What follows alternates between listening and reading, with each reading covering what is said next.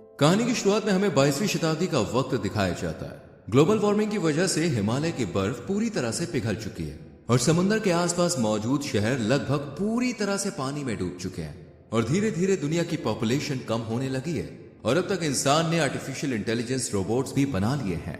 कहानी में आगे हमें प्रोफेसर एलन नजर आते हैं जो एक रोबोट को इंट्रोड्यूस करवाते हैं। ये रोबोट बिल्कुल इंसानों की तरह दिखता है, उनकी बात समझकर जवाब दे सकता है, हर काम इजीली कर सकता है, लेकिन इस रोबोट के पास एक चीज नहीं है और वो है इमोशंस। इसलिए प्रोफेसर एलन ये अनाउंस करते हैं कि वो बहुत ही जल्दी एक ऐसा रोबोट बनाने वाले हैं जो बिल्कुल इंसानों की तरह होगा। इसे एक बच्चे के रूप में डेवलप किया जाएगा और जो भी उसे खरीदेगा वो रोबोट उस इंसान को बिना किसी स्वाद के बेइंतहा प्यार करेगा। तभी प्रोफेसर एलन से सवाल पूछता है कि इसकी क्या गारंटी है कि इंसान भी उसे उतना ही प्यार करेंगे, वो भी बिना किसी स्वार्थ के। इस पर प्रोफेसर एलन कहते हैं कि जब भगवान ने एडम को बनाया तो क्या उन्होंने उससे प्यार नहीं किया। दरअसल एडम इस दुनिया का पहला इंसान होता है जिसके बारे में प्रोफेसर एलन एग्जाम्पल देते हैं। फिर सीन शिफ्ट होता है और हमें हेनरी और मोनिका नजर आते हैं और यही काम करते हैं। इनका एक बेटा है मार्टिन जिसे स्लीपिंग चेंबर में रखा गया है क्योंकि वो बहुत बीमार है। स्लीपिंग चेंबर में रखने का मतलब है कि मार्टिन की हार्ट रेट, पल्स रेट और सभी एक्टिविटीज बहुत स्लो है। वो एक तरह से कोमा में है और इस स्टेज से उनका बचकर बाहर आना लगभग नामुमकिन है। मोनिका और हेनरी मार्टिन को बहुत मिस कर रहे हैं। कहानी में आगे हमें प्रोफेसर एलन नजर आते हैं जिन्होंने पहला ह्यूमन चाइल्ड रोबोट बना लिया है और वो इसके बारे में अपने एम्प्लॉय हेनरी को बताते हैं और उसे दे देते हैं। इस रोबोट का नाम होता है दोस्तों डेविड। हेनरी डेविड को लेकर घर पहुंचता है, लेकिन मोनिका अपने बेटे मार्टिन की जगह किसी मशीन को नहीं देना चाहती थी, इसलिए वो रोबोट को घर में रखने से मना करती है। लेकिन हेनरी जैसे तैसे उसे समझा लेता है और कहता है कि इस रोबोट को घर में रखने के लिए तुम्हें एक पासवर्ड बोलना होगा, जिसे बोलते ही ये तुम्हारा हो जाएगा और तुम्हें बेइंतहा प्यार करेगा। और अगर इन फ्यूचर तुम्हें इससे दूर जाना हो तो तुम हमारी कंपनी को इसे वापस कर देना, क्योंकि एक बार ये रोबोट जिस फैमिली को अपने मन में बसा लेता है उनकी मेमोरीज इनके माइंड से डिलीट करना इम्पॉसिबल होता है, इसलिए हम इसे डिस्ट्रॉय कर देंगे। मोनिका डेविड को घर में रखने के लिए मान तो जाती है, लेकिन वो पासवर्ड नहीं बोलती। कुछ दिनों तक मोनिका डेविड को इग्नोर करती है, लेकिन धीरे धीरे वो डेविड की तरफ अट्रैक्ट होने लगती है और उसमें अपने बेटे को देखने लगती है। और फिर एक दिन वो उस पासवर्ड को बोल देती है।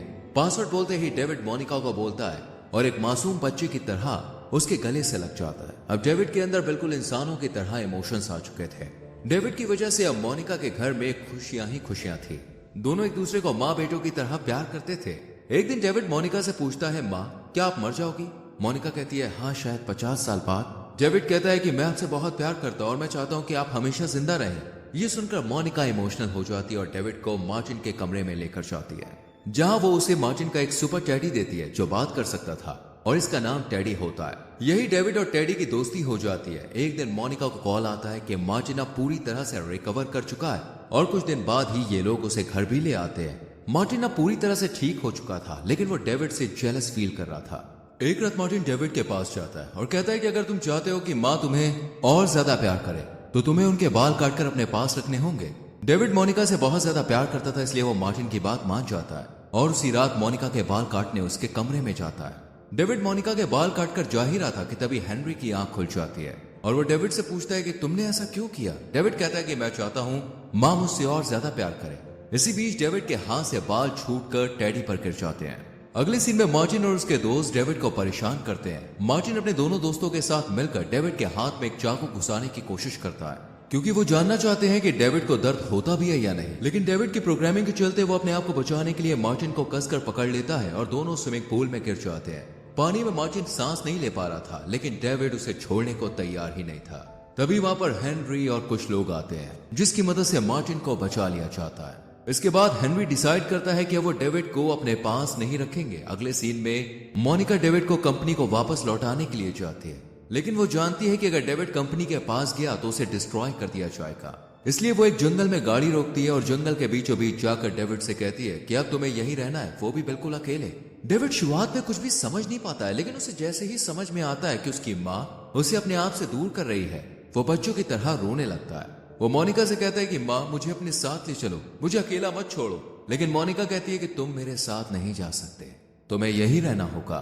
इसके बाद मोनिका यहाँ से जाने लगती है, लेकिन डेविड उसे पकड़कर कहता है कि अगर मैं पिनोकियो की तरह असली बन जाऊं तो क्या आप मुझे अपने पास रखेंगी? मोनिका बहुत रोती है और कहती है कि ये सिर्फ एक स्टोरी है, असल में कोई भी नीली परी नहीं है। एक्चुअली दोस्तों मोनिका ने डेविड को एक स्टोरी सुनाई थी जिसमें नीली परी एक पिनोकियो नाम के पपेट को असली का इंसान बना देती है और अब डेविड को भी ऐसा लग रहा था कि अगर नीली परी मिल गई तो वो उसे भी असली का इंसान बना देगी। बट मोनिका उसे समझाती है कि वो सिर्फ एक स्टोरी थी और यहाँ से चली जाती है और डेविड टेडी के साथ जंगल में अकेला रह जाता है। डेविड आगे बढ़ता है और उसे बहुत से रोबोट्स नजर आते हैं जो डेविड की तरह ही बेघर थे। तभी यहाँ पर एक ग्रुप आता है। असल में दोस्तों ये ग्रुप्स उन रोबोट को नष्ट कर रहे थे जिनका कोई मालिक नहीं था, क्योंकि इनका मानना था कि ये रोबोट्स इंसानों के लिए खतरा हो सकते हैं।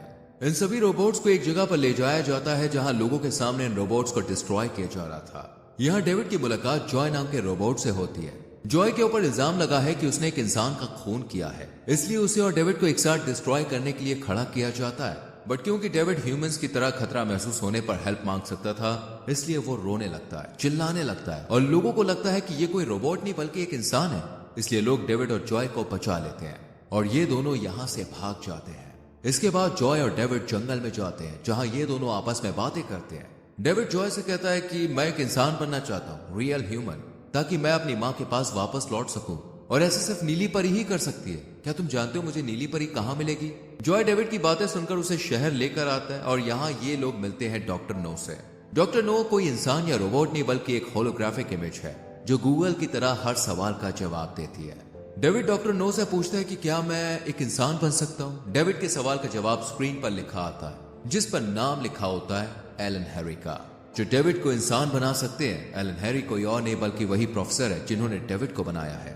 इसके बाद डेविड कहता है कि ये प्रोफेसर हमें कहाँ मिल सकते हैं? जॉय कहता है मेलहेल्टन में। ये वो जगह है जहां हम प्रोफेसर एलन से मिल सकते हैं, लेकिन ग्लोबल वार्मिंग की वजह से मेलहेल्टन का बड़ा हिस्सा पानी में डूब गया है। इसके बाद जॉय पुलिस वालों का एक हेलीकॉप्टर चुराता है और मेलहेल्टन की तरफ निकल जाता है। यहाँ पहुंचते ही जॉय डेविड से बाय कहकर चला जाता है और डेविड नीली परी को ढूंढने के लिए निकल पड़ता है। लेकिन तभी उसे बिल्कुल अपने जैसा एक बच्चा नजर आता है जिसे देखकर डेविड परेशान हो जाता है, कहीं उसे उसकी माँ को ना छीन ले, और वो उसे बुरी तरह से मारता है। लेकिन ये बच्चा भी डेविड की तरह एक रोबोट ही था।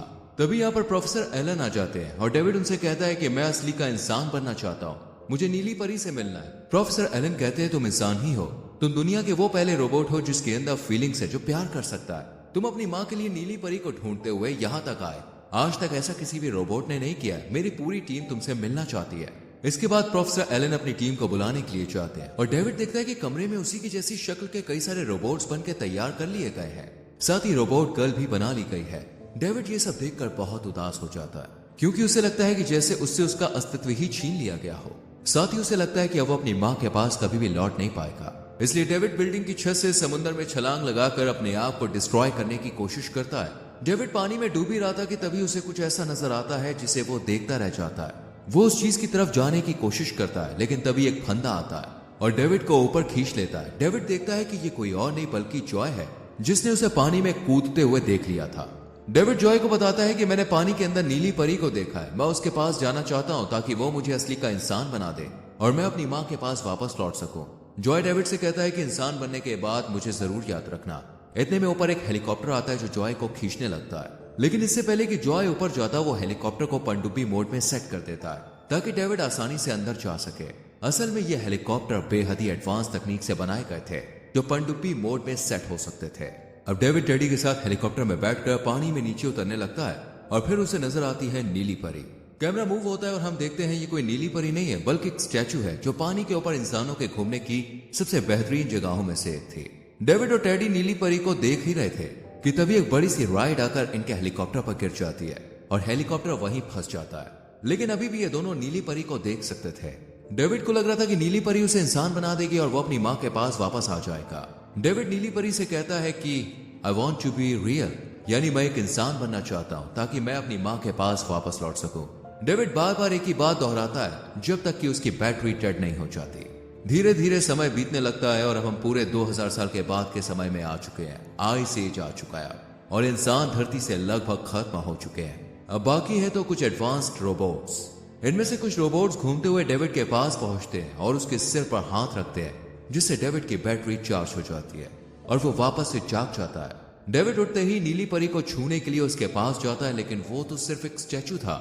डेविड के हाथ लगते ही वो बिखर जाता है। अब ये एडवांस रोबोट्स डेविड को देखकर उत्साहित होते हैं क्योंकि उन्होंने इंसानों को कभी भी नहीं देखा।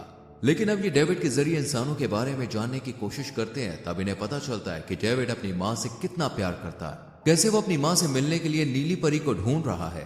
तभी इनमें से एक रोबोट नीली परी बनकर डेविड के सामने आता है और कहता है कि वक्त 2000 साल आगे आ चुका है इंसान अब इस दुनिया में नहीं है, तुम्हारी माँ भी नहीं है, लेकिन हाँ, हम कुछ इंसानों को उस वक्त से वापस ला सकते हैं अगर हमारे पास उनके डीएनए या बॉडी सैंपल्स मौजूद हो। तभी यहाँ पे टेडी आता है जिसके पास मोनिका के बाल थे। ये वही बाल थे जो डेविड ने काटे थे और उसके हाथ से छूटकर टेडी के पास आकर गिरे थे। अब ये रोबोट्स मोनिका को बना देते हैं, लेकिन मोनिका सिर्फ एक दिन के लिए ही जिंदा रह सकती थी और उसके बाद उसे कभी नहीं बनाया जा सकेगा। डेविड अपनी माँ के पास जाता है तो बड़ा खुश होता है। ये दोनों बहुत अच्छा दिन बिताते हैं, साथ में खाते हैं, पीते हैं और रात होते ही मोनिका सोने के लिए जाती है। वो डेविड से कहती है कि मैं तुमसे बहुत प्यार करती हूँ, मैंने हमेशा तुम्हें प्यार किया है। डेविड भी अपनी माँ के साथ सो जाता है और अब मोनिका कभी नहीं उठने वाली थी, लेकिन डेविड के चेहरे पर एक स्माइल होती है और ये कहानी यहीं पर खत्म हो जाती है। तो दोस्तों, आपको कैसी लगी एक रोबोट की अपने माँ के लिए ये प्यार भरी कहानी? कमेंट सेक्शन में जरूर बताएं।